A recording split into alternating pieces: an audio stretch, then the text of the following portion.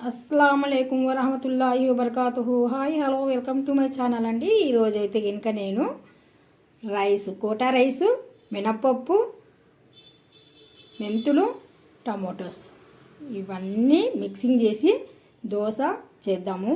ఎక్సలెంట్గా ఉంటాయి దోశ, చాలా టేస్టీగా కూడా ఉంటాయి.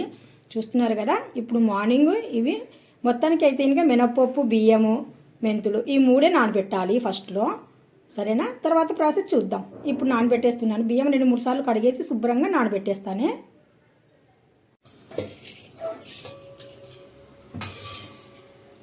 ఉదయం నేను నానబెట్టేశాను కదా, బియ్యానికి చూపించాను ఉదయం అనేది మీకు. చూడండి ఎంత బాగా నానాయో. మనం ఇలాగా నానబెడితే ఎంత నానితే అంత బాగా మెత్తగా ఉంటాయి దోశలు.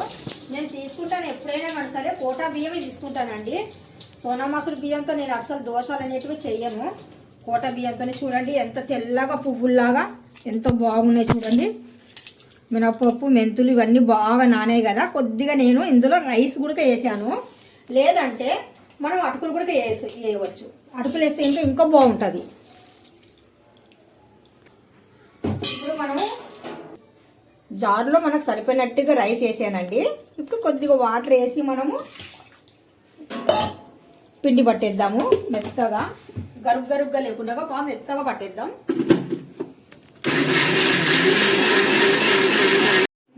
ఫస్ట్ ఇప్పుడు ఇది కొద్దిగా పిండి సపరేట్ తీసాను, ఇది కొద్దిగా తీసానండి. టమోటా దోశలో సరిపోయినట్టుగా సాల్ట్ వేసాను. మామూలు దోశలో కూడా సరిపోయినట్టుగా సాల్ట్ వేసాను. ఇప్పుడు మనము ముందుగా మా ఆయనకి ప్లేన్ దోశనే వేసుకున్నాము. ఇది చూడండి ఇంత తిక్కు ఉందో. కోటా బియ్యంతో చాలా పర్ఫెక్ట్గా వస్తాయి, చాలా బాగుంటాయి కూడా.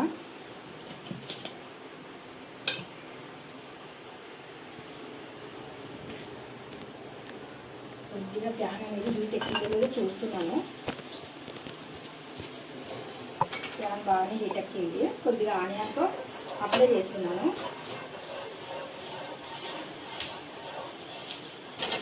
అప్లై ఎందుకంటే ఇంకా మనకు దోశ అనేది అంటుకోకుండా నీట్గా లేస్తుంది అనమాట, బాగా వచ్చేస్తుంది.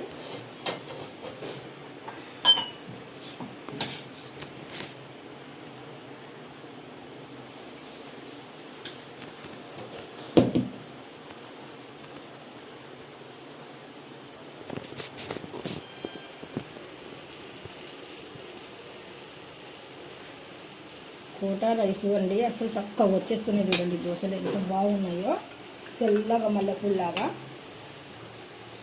కొద్దిగా పైనుండి ఆయిల్ అనేది అప్లై చేద్దాము.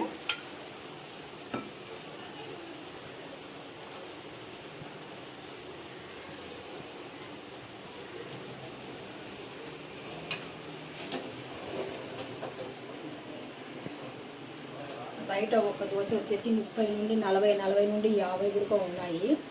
ఇంట్లో అయితే ఇంకా కేజీ బియ్యం మనకు గవర్నమెంట్ ఇస్తున్నాడు కదా, ఎంత చీప్ తెలుసా.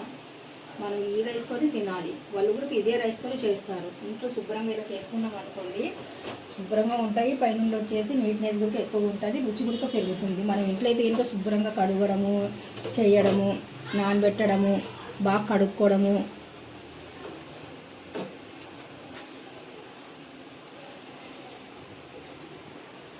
ప్లేట్ చూడండి. ప్యాన్ పైన ఎందుకు మనం ఆనియన్ రాసాము, ఇది చూడండి.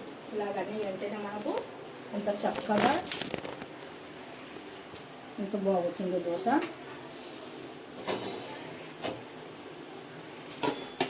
చూస్తున్నారు కదా. ఇంట్లోనే చక్కగా మనము ఇప్పుడు ఈ దోశ చేసాం కదా, మళ్ళీ సపరేట్గా పిండి ఆడాము కదా మనము. ఆ పిండితో మనము చేసి చూపిస్తాను చూడండి.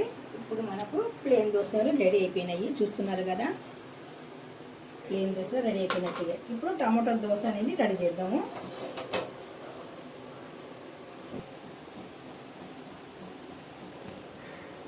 ఇప్పుడు నేను మామూలు దోశ చేశాను కదా, ఇప్పుడు మాత్రం టమోటా దోశ. చూడండి టమోటా పిండి కూడా సేమ్ మనం ఈ పిండి ఎలా ఉంది, ఈ పిండి కూడా సేమ్ అలాగే ఉంది.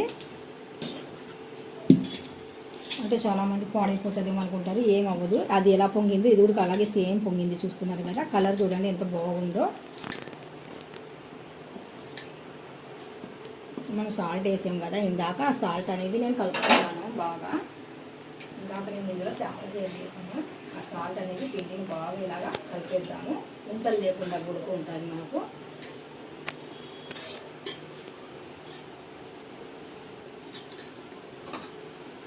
ఇప్పుడు ముందుగా నేను చిన్న చిన్న ముక్కలు ఆనియన్ ముక్కలు ఇలాగ వేస్తున్నాను ప్యాన్ పైన. జస్ట్ కొద్దిగా కొత్తిమీర కూడా ఇలాగా జల్లుతున్నాను.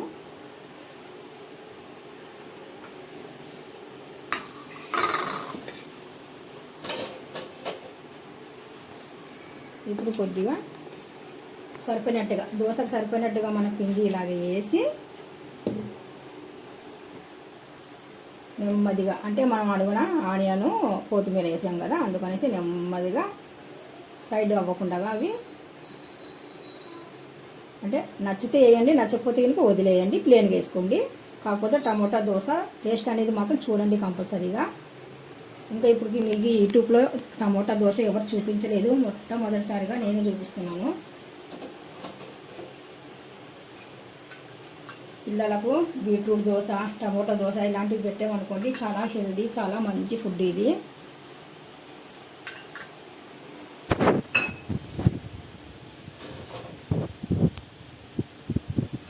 మీరు ఇంకొద్ది కావాలనుకుంటే దాంట్లో కొద్ది కారం పొడి కూడా యాడ్ చేసుకోవచ్చు.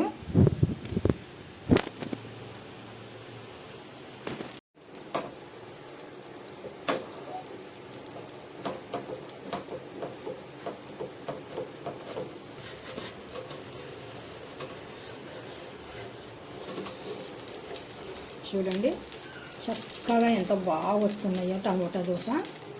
ఇలా హోల్ చేసేసి ఇలా ప్లేట్లకి తీయడమే. వావ్, సూపర్ కదా.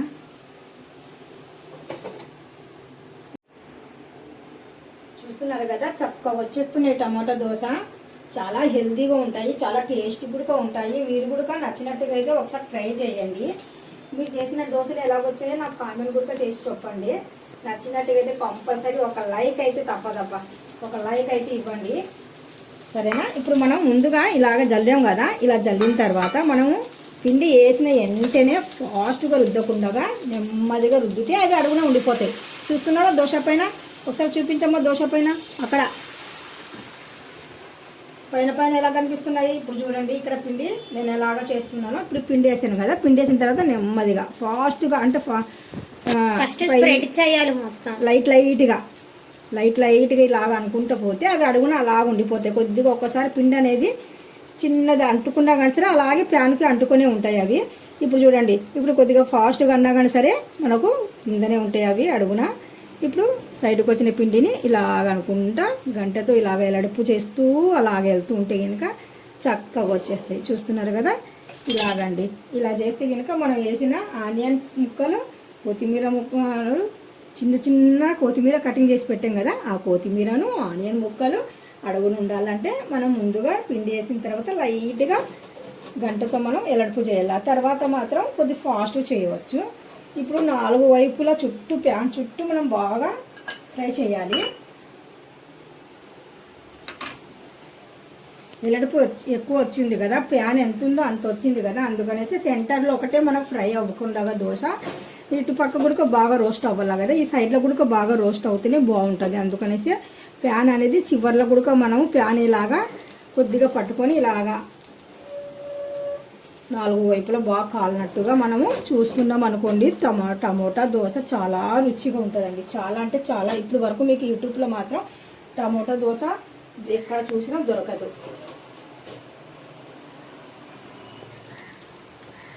రావడం కూడా బాగానే వస్తున్నాయండి. అంటే ఇంకా ప్యాన్కి అతుక్కోవడం కానీ ఇరిగిపోవడం కానీ అలాంటివి అయితే ఏం కాలేదు అసలు. చాలా ఎక్సలెంట్గా వచ్చాయి, సూపర్ వచ్చాయి. లోపల కూడా చూడండి ఎంత బాగున్నాయో కలర్.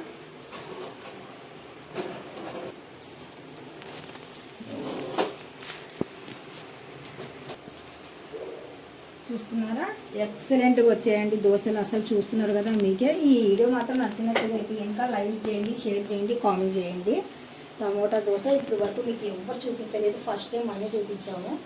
చూస్తున్నారు కదా చాలా టేస్టీగా రుచిగా ఉంటాయి.